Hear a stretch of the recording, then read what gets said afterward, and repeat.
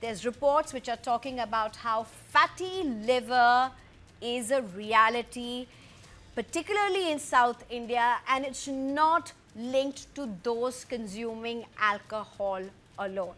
What are we really talking about? 2 in 5 adults in India's major southern cities are walking around with fatty liver disease, often without knowing it.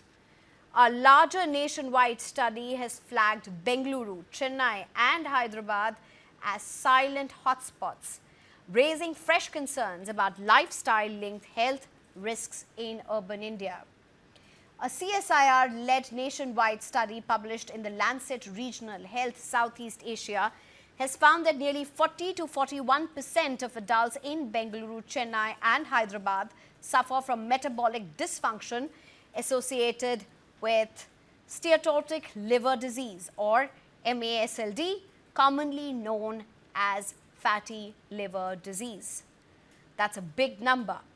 The figure places those southern metros above the national average of 38.9%. The findings come from the Phenom India cohort, which screened over 10,000 adults across 27 cities between December 2023 and June 2024 using non-invasive liver scans. Researchers found obesity to be the strongest driver, with people suffering from severe obesity facing nearly 14 times higher risk. Diabetes more than doubled the odds, while high blood pressure and abnormal cholesterol added to the danger. Crucially, the study also identified lean MASLD cases, where even normal weight individuals developed fatty liver, often linked to diabetes and central obesity. A silent disease driven by modern lifestyles and spreading faster than most realize. Let's ask experts what's behind this alarming surge. I'm being joined by Dr. Ajay Bhalla, who's a director and head for gastroenterology, Medanta Hospital. Thank you very much, Doctor, for joining us. Dr. Ajay Bhalla, firstly, break this down for us. When we talk about fatty liver, often a big association with fatty liver is alcohol and alcohol consumption. But that seems to be a myth that's increasingly being broken. At the onset, I would say that do not ignore the alcoholic liver part also. Absolutely. We can't ignore that part. That is existent. It's very much around. And you know how people abuse the lifestyle which the youngsters are leading. It is definitely a big contribution. But the new bug or new disease which is seen is what's called non-alcoholic fatty liver disease, or now labeled as MASLD, which you've already pinpointed. I wanted to pinpoint that the study has talked about a north-south divide, but it's not so much. It has just highlighted that our Indian entire nation, maybe only in the east, there is an east and northeast where MASLD is at about 30%. North, you'll be surprised, the highest prevalence was seen in Roorkee and Bhopal. So it's not a South Indian disease, it's there pan-India, it's all across. And the direct link is obesity.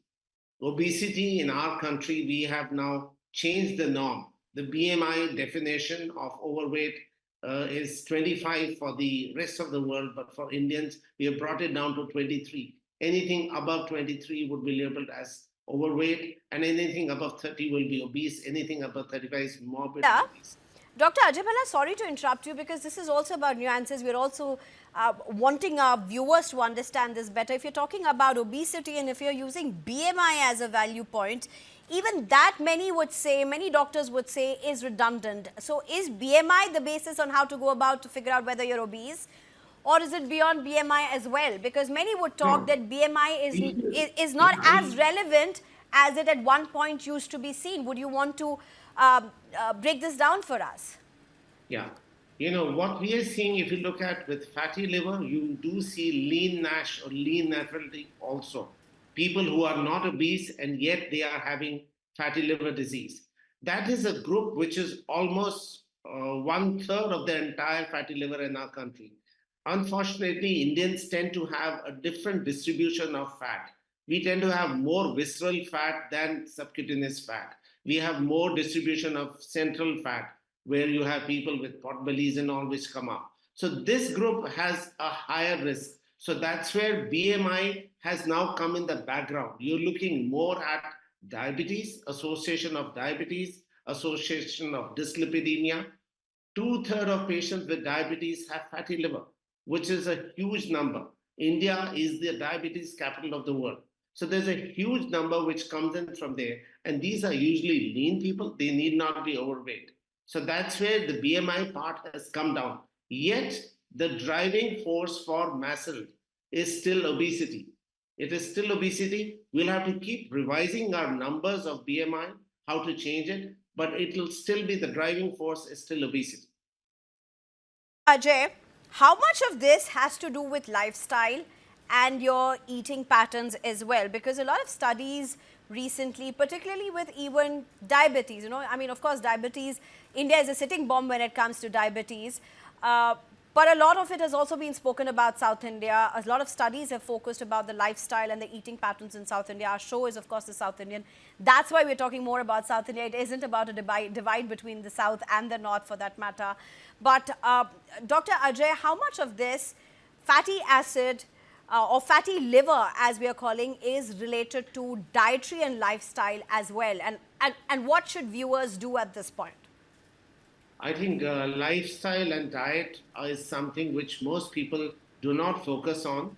You'll be surprised that the major treatment for fatty liver is based 80% of it is your lifestyle and diet. Our diet, whenever it gets full of saturated fatty acids, eating at odd timings. Remember the lifestyle here with people working late, eating late, binge drinking or binge eating all contributes to it. In lifestyle, there's also the part of sleep, which is very important. You'll be surprised that if you are sleeping less than 6 hours, body's insulin levels go up, which lead on to obesity. There is also the other part of strengthening and stretching, that is involvement of exercise. Anybody who has exercise in his or her routine definitely has lesser chances of developing fatty liver. So lifestyle is not just diet. Lifestyle will be diet. Lifestyle will be eating healthy food, which includes lots of fruits and salad. There are some antioxidants which are there, which should be added to your diet. Things like walnuts and almonds are important. Eating food at regular intervals is important. I am not a great promoter of intermittent fasting because that has its own issues. Focus on that only in case you are morbidly obese. And definitely, it's very important to add exercise to your routine. It's very clearly mentioned 150 minutes of cardio per week, which could be 50 minutes 3 times a week, 25 minutes 6 times a week, is going to reverse things. And if you can achieve a weight loss of 10% of your body weight, your fatty liver will definitely show reversal. So, Dr. Ajay, I'm short on time. I want to ask you a last question. This is kind of important. You know, the visual on our screen right now has somebody consuming a burger. But, you know, in the Indian context and in the South Indian context, let's just break this down. How much of that burger is about a very carb-heavy diet? You know, you'll be surprised. I won't name the company, but one burger with cheese is almost 950 calories. Your daily requirement of calories, if you're a sedentary person, is 1,600 to 2,000 maximum, age groups being different. So if you're going to consume just that much, and nobody stops at one burger, it'll be much more than that. Obviously, adding calories with the fat is going to make things worse for you. So are you still better off having your rice and your carb-heavy food compared to a burger?